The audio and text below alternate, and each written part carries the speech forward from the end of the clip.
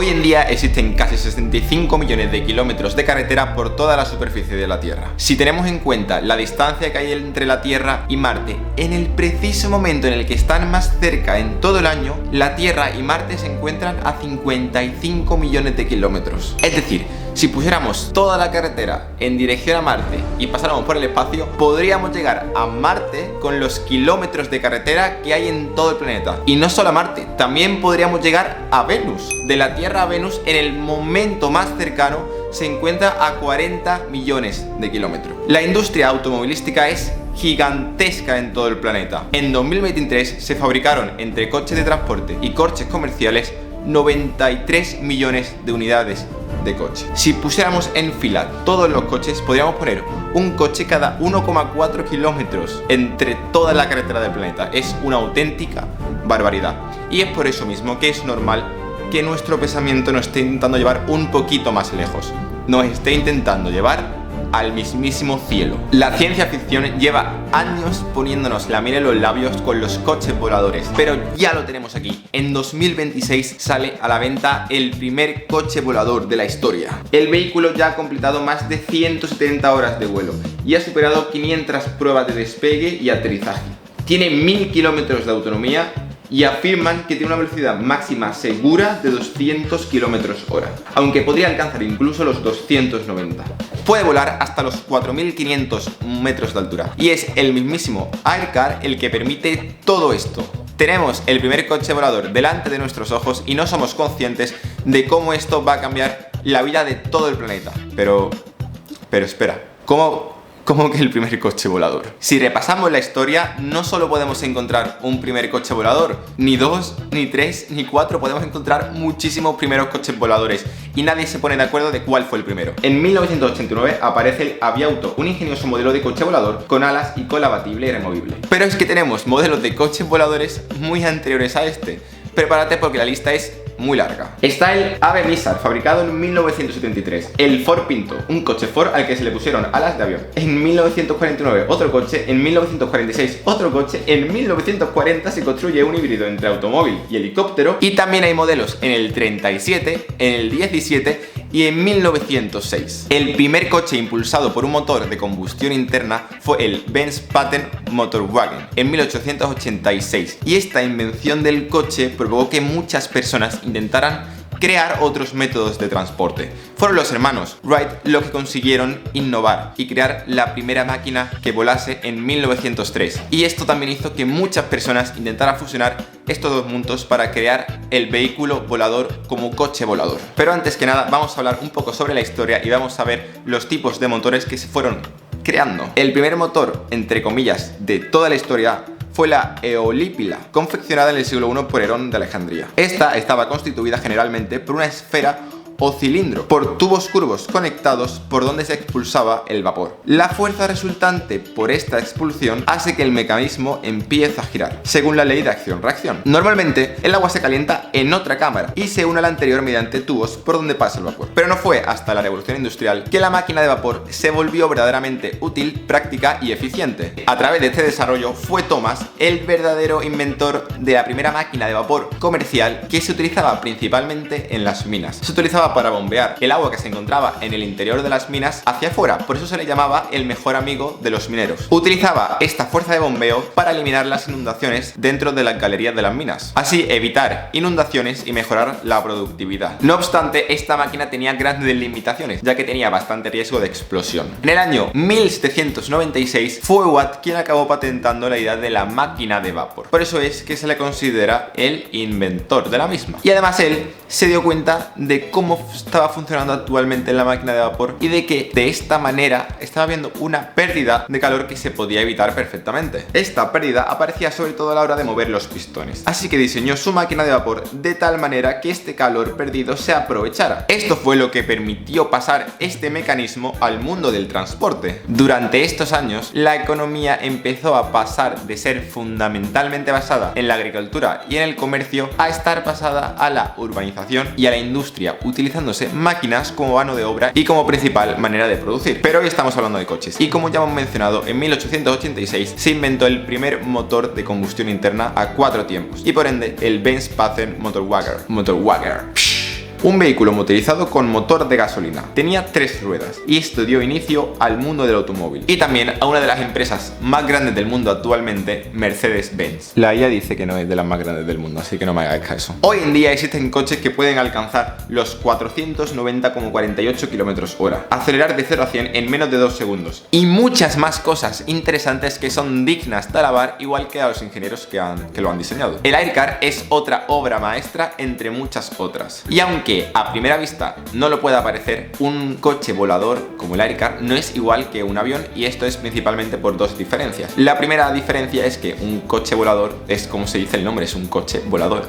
Tiene que hacer la función de coche y la función de volar. Tiene que poder ir por carretera y también poder ir por el aire. De momento los aviones no pueden ir por carretera, de momento. La otra diferencia es el aterrizaje. Mientras que el avión necesita una pista de aterrizaje propia, una gigantesca para recorrer muchísimos metros y no chocarse contra cosas, el coche volador supuestamente necesita una más reducida o mucho más pequeña. De hecho es que hay algunos coches que ni lo necesitan. Sin embargo, la lógica de vuelo entre el coche volador y el avión es prácticamente la misma. Es por el principio de sustentación que utilizan las alas, y esto es gracias al principio de Bernoulli. Vamos a ver. En primer lugar, sabemos que un avión pesa y esa fuerza lo dirige hacia abajo. Es la fuerza del aire la que sustenta las alas y lo dirige hacia arriba, haciendo que el avión no se caiga. El principio de Bernoulli nos indica que si la velocidad de un gas o líquido aumenta, disminuye su presión. Como sabemos, los aviones van súper rápido y por la forma de la ala, el aire pasa por encima de la ala, haciendo que esta parte tenga muchísima más presión que la de abajo. Entonces, la parte del aire de abajo de las alas, que hay mucha más presión, hace que el aire sirva como apoyo para que el avión siga volando. Actualmente no solo existe el Aircar, hemos visto que hay muchos modelos más o menos funcionales, más o menos eficaces, o donde ha muerto más o menos gente, bueno, es lo que hay, pero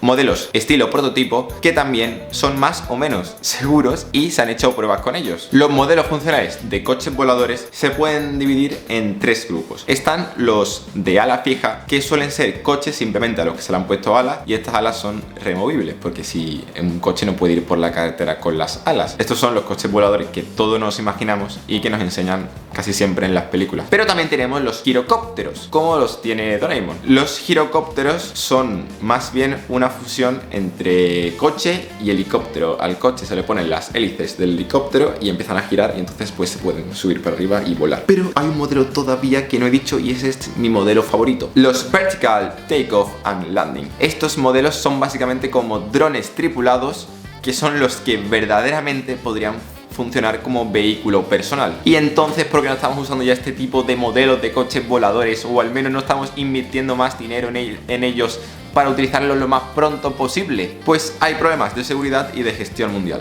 Sé que suena súper guay poder ir de chill ahí en tu coche volador al lado de las nubecitas, con el codo en la ventana y viendo, tomando todo el aire. No sé si podrían tener ventanas los coches voladores, pero a lo mejor es mucho más complicado de lo que parece a primera vista. El primer problema que nos encontramos es el ambiente en el que se utilizan estos coches voladores, que no es el fuego, no es el agua, no es la tierra, pero sí es el aire. Y entonces podríamos pensar que esto es una ventaja, porque los coches del día a día, los coches normales que vemos todos los días, pueden ir por carreteras que tienen límites físicos. No podemos pasar por carriles, hay vallitas que si pues nos chocamos contra las vallitas pues happens, ¿no? Entonces con el coche volador podemos ir hacia arriba y hacia abajo también. Tenemos como conducción en 3D. En un coche normal es en 2D, pues el coche volador es en 3D. Es bastante más épico, sinceramente. Ahora con el coche volador podemos movernos hacia adelante, hacia atrás, hacia la derecha, hacia la izquierda, hacia arriba y hacia abajo. Esto tiene un punto muy peligroso, y es que al día se realizan entre 100.000 y 130.000 vuelos en todo el mundo, y el sistema de regulación de los trayectos de vuelos, Air Traffic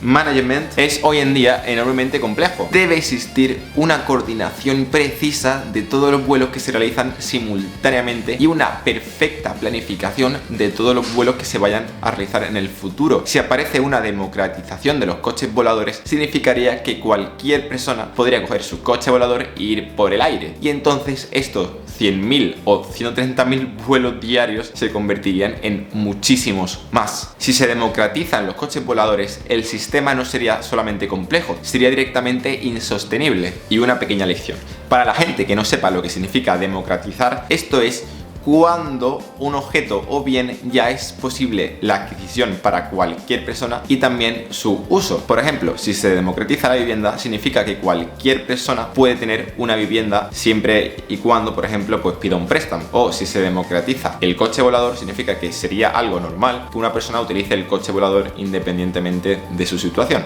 Puede ser más o menos difícil poder adquirirlo, pero es algo genérico que cualquier persona podría conseguir si se lo propone. O no, a lo mejor no cualquier persona puede conseguir una casa. También habría que generar un marco de reglas realistas para que cualquiera pueda coger su coche volador y salir volando. Porque es que si te pones a pensar, aparecen un montón de problemas. Un coche volador puede ir por el aire y es que las fronteras de los países están por el suelo. Entonces, ¿qué pasa? Cualquier persona con un coche volador puede decidir viajar de un país a otro sin que nadie se entere, porque es que además los coches voladores viajan a una altura increíble. Hemos visto que el anterior coche viajaba a unos 4.000 metros de altura. Entonces, ¿cómo es posible que una persona vea el coche volador por ahí volando? Entonces, ¿qué le ponemos? Un geolocalizador a todos los coches voladores. Perderíamos un montón de nuestra privacidad. Habría que crear algo como las matrículas o las banderas de los barcos para poder analizarlos o tener un seguimiento al menos sobre los coches. Además, el tráfico aéreo, sobre todo el bajo en altura, puede crear problemas de seguridad muy grandes. Todavía hoy en día hay muchísimos choques o muchísimos accidentes en la carretera. Imagínate que ocurre un accidente en el cielo encima de una ciudad muy poblada, pues a lo mejor el problema sería incluso más grave que un accidente en la carretera. Es que imagínate que el coche cae en un edificio, sería guay de ver. Las consecuencias podrían ser completamente catastróficas. Según mi visión analítica, esto se podría arreglar de dos increíbles maneras, muy pensadas por mí. Una que es hacer que la licencia de conducir de coches voladores sea prácticamente imposible de conseguir, un examen súper complicado donde hay que estar pico y pala trabajando básicamente como un conductor de avión, o que estos coches sean automáticos o autónomos. Aunque esto pueda sonar raro, ya hoy en día hay muchos aviones que funcionan en gran parte del vuelo de manera automática, evidentemente siempre supervisado por un piloto, sobre todo en la fase después del despegue, en la fase de crucero y cuando se va a aterrizar. Hasta que no solucionemos estos problemas, probablemente el coche volador vaya a ser simplemente un sueño o una promesa que nos hagan las películas y no una realidad. Y eso que todavía no hemos hablado sobre los problemas en su funcionamiento, que son mucho más grandes. Ahora vamos a seguir hablando únicamente de los coches voladores del tipo Vertical Takeoff and Landing, porque son los más prometedores y al fin y al cabo son los que probablemente, si vemos algún día algún coche volador, sean de este tipo. Y estos tienen un acrónimo que es VTOL. Y como yo no quiero decir el nombre 200 veces, voy a decir cochecito, ¿vale? Pues de estos cochecitos hay dos tipos: los cochecitos normales y los cochecitos eléctricos, que simplemente le pones una E delante. Y en función de qué tipo elijamos, que básicamente solamente que uno funciona con queroseno y otros funcionan a base de electricidad, tenemos unos problemas u otros. Los cochecitos eléctricos utilizan energía eléctrica para desplazarse, y aquí se encuentra el principal cuello de botella de este tipo de vehículos, y estos son las baterías. Es muy complicado almacenar electricidad en grandes cantidades en baterías, y para que esto fuera realmente interesante utilizar este tipo de vehículos, las baterías deberían ser del tamaño del propio vehículo, y esto no interesa. Y del mismo modo, otro tema es la recarga de energía. Se deberían hacer como pequeños aeropuertos donde se pueda recargar esta energía que necesitan las baterías para hacer que los vehículos o los cochecitos funcionen, y esto por todo el mundo. Y los cochecitos normales sí se pueden utilizar de forma realista, ya que, como hemos dicho, utilizan queroseno como principal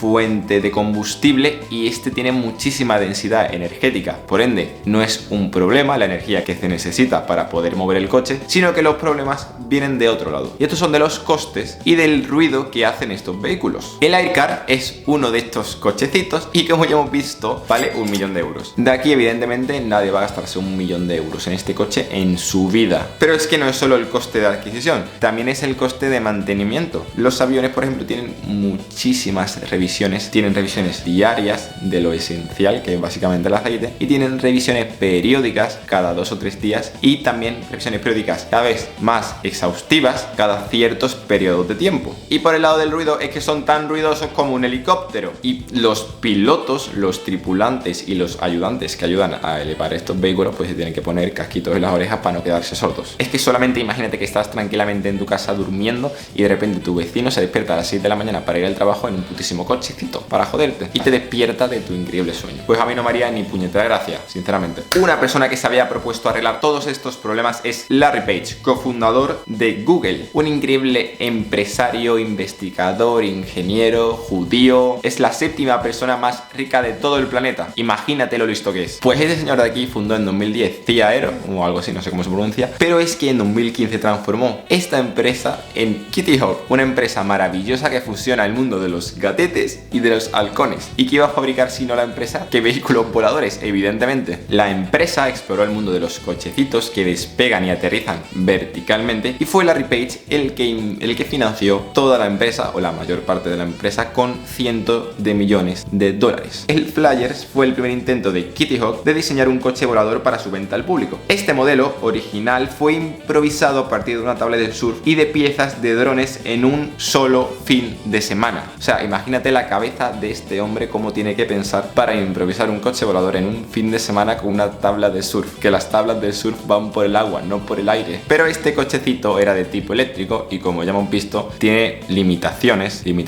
en su tiempo de vuelo y limitaciones en su velocidad. De hecho, no podía funcionar más de 20 minutos seguidos y podía volar sobre el agua a unos 32 kilómetros hora, que la verdad es que no es demasiado. Pero sinceramente, yo veo imágenes del coche este y me parecen la mismísima polla, y no debo estar muy alejado de la realidad, porque es que la gente que se montaba en el mismo decía que era como utilizar un aparato mágico. Pero nos acercamos a 2022 y aquí es cuando va a suceder algo absolutamente terrible y devastador. Antes que nada, vamos a introducirnos un poco en Kitty Hawk y vamos a ver sus problemas, que además de los problemas de seguridad, tecnológicos, de eficiencia, pues tenía otros problemas aún más importantes. Y es que, aunque Larry Page era el que ponía todo el dinero del bolsillo, hay otro señor muy importante para la empresa que es su directivo, y este es Sebastian Zur. Sebastian y Larry eran personajes completamente diferentes. Mientras Sebastian era un tío carismático, emprendedor, un buen empresario que se ponía delante de la cámara y lo clavaba, Larry era un poco como medio autista. No tenía el mismo pensamiento de Sebastian. De hecho, Larry tenía como objetivo, tenía una visión de la empresa en la cual la empresa simplemente era como un laboratorio para poner sus inventos y hacer las cosas más locas que se le ocurriesen. Si a Larry un día se le ocurría, por ejemplo, hacer un coche planeador con 2 turbomotores nucleares de plutonio donde el conductor va haciendo el pino y va conduciendo con la planta de los pies y lo tenía que lanzar por un acantilado para ver si funcionaba, pues el señor lo hacía y se la pelaba una barbaridad. Pero esto no le gustaba mucho a Sebastián, porque Sebastián era un hombre, como ya hemos dicho, empresario, que le gustaba ganar dinerito, y con esto no iba a ganar dinerito. Pero es que claro, a Larry pues no le importaba ganar dinerito porque es multimillonario, de las personas más ricas del planeta. Sebastián es que no era ni multimillonario, el pobre, era solamente millonario. Y es que en abril de 2022 Sebastian Zur tuvo una decisión complicada y decidió quitar del medio su último proyecto, que era un taxi, y cerró la empresa en septiembre. Ya hemos visto que llevan intentando construir coches voladores tela de años, y es que hay alguno que otro que funciona y todo, o sea, tenemos un gran avance. Y es que nos llevan prometiendo la llegada de los coches voladores durante muchísimos años, y aquí es que no llega nada. Y esto es porque los humanos solemos sobreestimar los efectos de una nueva tecnología a corto plazo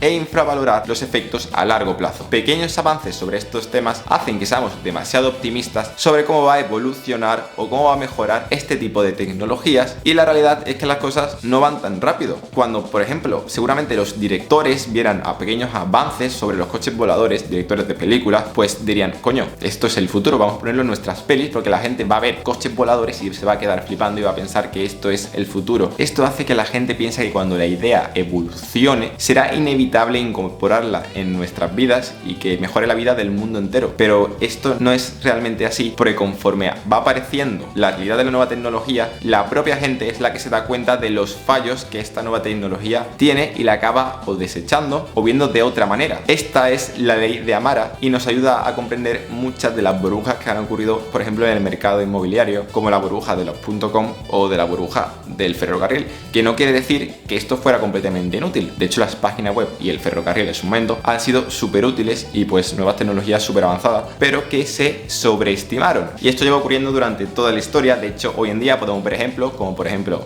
la inteligencia artificial o la blockchain, que no pongo en duda que estas tecnologías sean increíbles o super guays o que vayan a ayudar mucho, pero probablemente tengamos una visión idealizada de cómo estas van a funcionar o cómo van a entrar en nuestras vidas. Y esto genera unas expectativas irracionales. Y recuerda que solamente se decepciona a aquella persona que tiene expectativas.